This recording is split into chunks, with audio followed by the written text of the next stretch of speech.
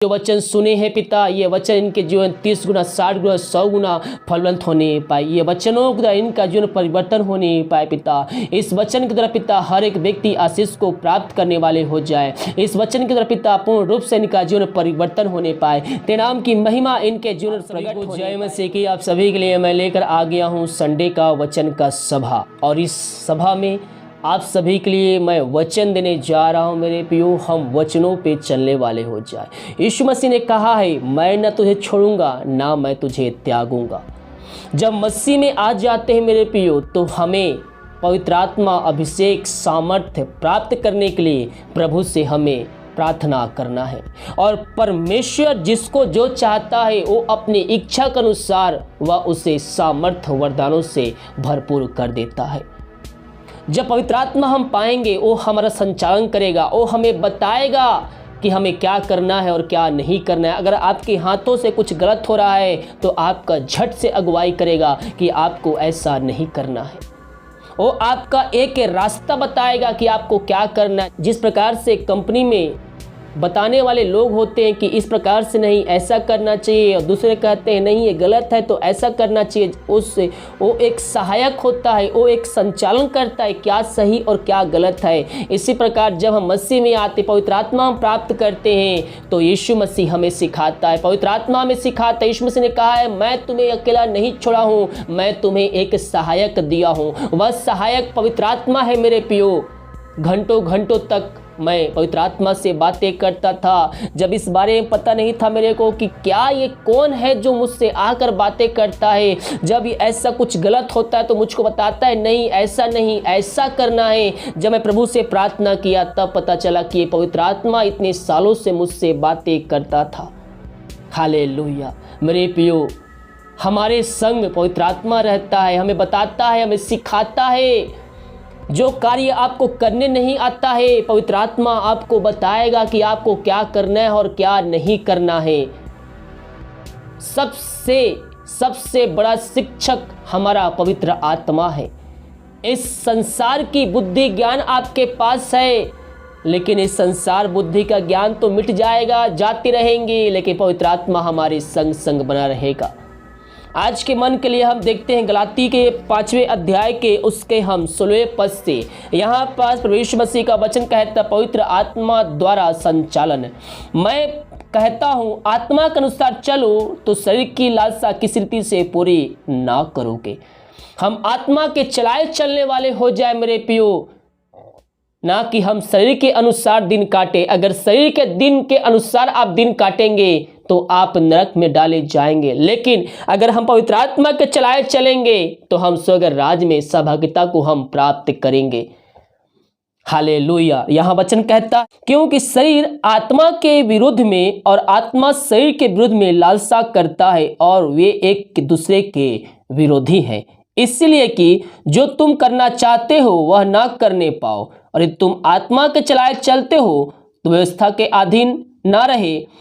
शरीर के काम तो प्रकट है, अर्थात व्यभिचार, गंदे काम, लुच्चापन, मूर्ति पूजा, टोना, बैर, झगड़ा, ईर्षा, क्रोध, विरोध, फूट, विधर्म, डाह, मतवालापन, लीला करना और इनके जैसा और काम है।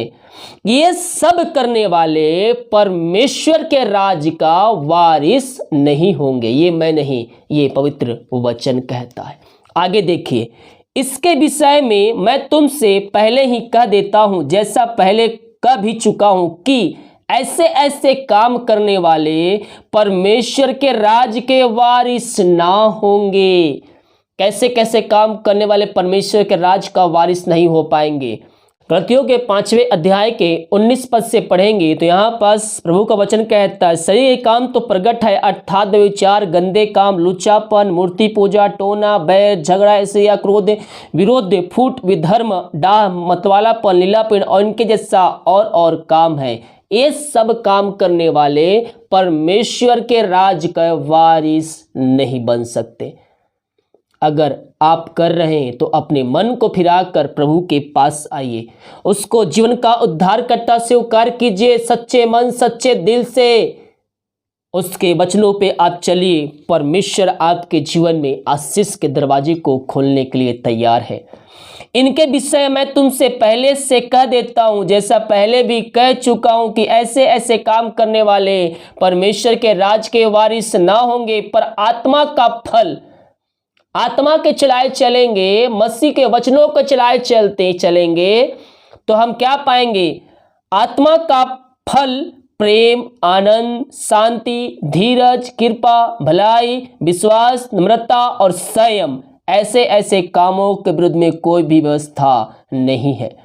आत्मा के हम चलाए चलेंगे। जब हम प्रार्थना करेंगे, प्रार्थना का उत्तर नहीं मिलेगा, हमारे अंदर संयम आ जाएगा, हमारे अंदर विश्वास आएगा। जब हम आत्मा के चलाए चलेंगे, जब हम उसके वचनों पे चलेंगे मेरे प्रियो, हमारे अंदर एक विश्वास रहेगा।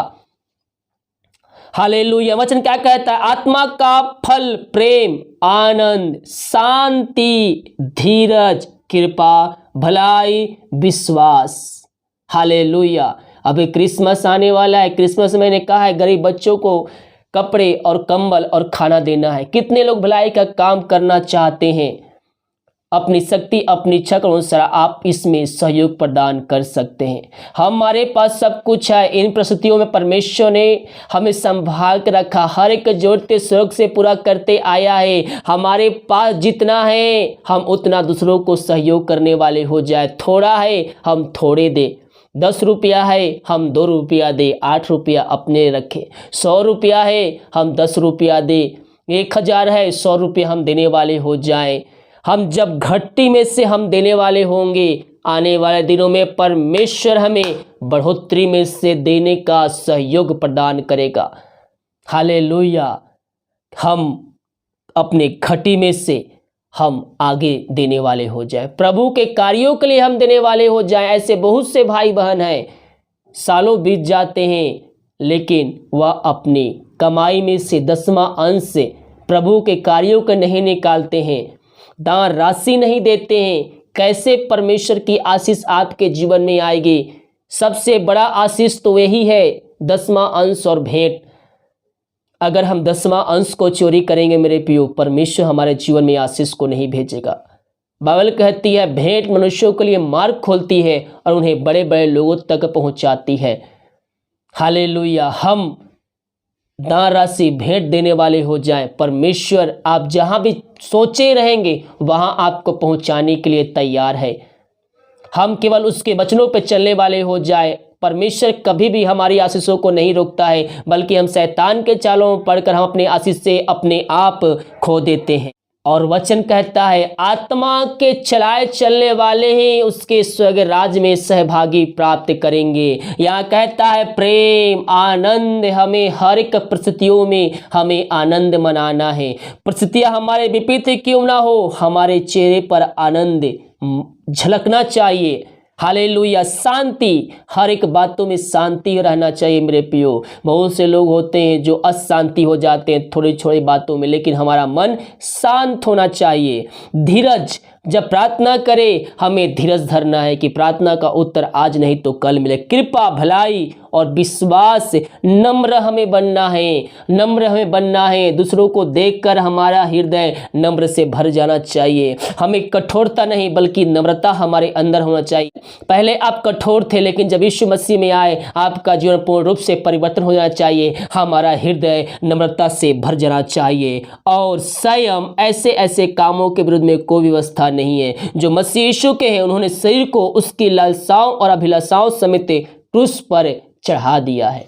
आप मसीह में आने से पहले आपके जीवन में बहुत सी इच्छाएं होंगी, बहुत से ऐसे कार्य होंगे जो आप करना चाहते होंगे अपने लिए, लेकिन जब आप यीशु मसीह के पास आए हैं अपनी अभिलाषाओं को, अपनी लालसाओं को, अपनी इच्छाओं को क्रूस के ऊपर चढ़ा दीजिए। नहीं, अब ये सब नहीं, मैं केवल प्रभु यीशु मसीह के पीछे चलूंगा। जो यीशु मसीह मुझे देगा वही मैं लूंगा।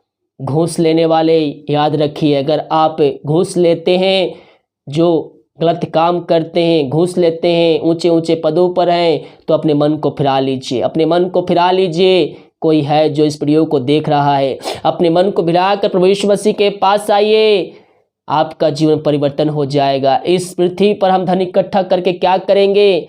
खाली ही हाथ आएंगे और खाली हाथ हम चले जाएंगे। कुछ लेके नहीं आए थे, ना कुछ लेकर जाएंगे।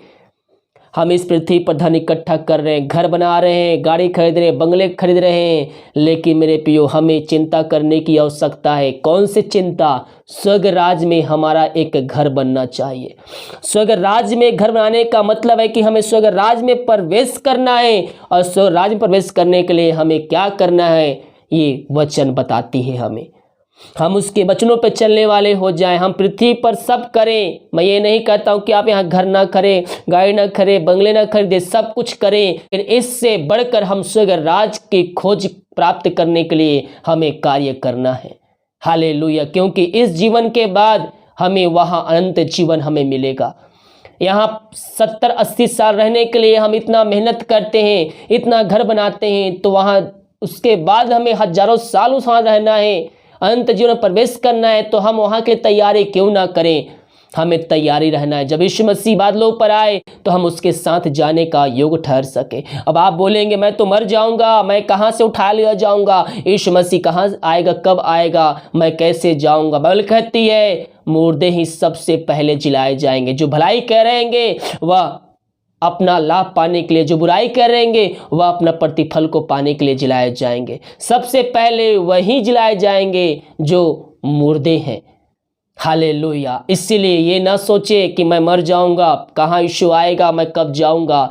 जो मरे हैं वही सर्वप्रथम जिलाए जाएंगे, अपने अपने प्रतिफल को पाने के लिए। जो आप पृथ्वी पर किए हैं उन सारे कार्यों को पाने के लिए अच्छाई कर रहेंगे, स्वर्ग में जाएंगे, बुराई कर रहेंगे, नरक के कुंड में आपको डाला जाएगा। मैं प्रार्थना करता हूँ कोई मेरा विश्वासी जन नरक के आग में न डाला जाए। हर एक का मन परिवर्तन हो जाए, हर एक स्वर्ग राज में जाने के लिए तैयार करे अपने आप को। यही मेरी प्रार्थना रहेगी आपके लिए। हम अपने आप को तैयार करें, क्योंकि दुनिया भर में जो घटनाएं घट रही है यीशु मसीह का आने का एक संकेत है। उसका आना निकट है, वह द्वार पर ही है। हम अपने आप को तैयार करें मेरे प्रियो उस दिन के लिए। हालेलुया, हालेलुया मेरे प्रियो, हम उसके वचनों पे चलने वाले हो जाए, हम आत्मा के चलाए चलने वाले हो जाए। पवित्र आत्मा आपको नहीं मिली है, प्रभु यीशु से मांगे। जब बुरे होकर हम अपने बच्चों को अच्छे अच्छे वस्तुएं देना चाहते हैं तो मांगने वालों को स्वर्ग पिता पवित्र आत्मा क्यों ना दे। मांगो तो पाओगे, मांगो सच्चे मन सच्चे दिल से मांगो, वो सब कुछ देने के लिए तैयार है। पवित्र आत्मा चाहिए, प्रभु यीशु से मांगिए। पवित्र आत्मा पाकर आप क्या करना चाहते, उससे पीछे का मकसद भी आप उसको बताना है। ओ राबा सीखरा, बहुत से भाई पवित्र आत्मा मांगते हैं, प्रभु मुझको पवित्र आत्मा दे दे, मैं दूसरों को चंगा करूंगा, मैं दूसरों को ठीक करूंगा। धीरे धीरे धीरे धीरे उनके अंदर एक बड़ा पास्टर बनने का एक लालच आ जाता है।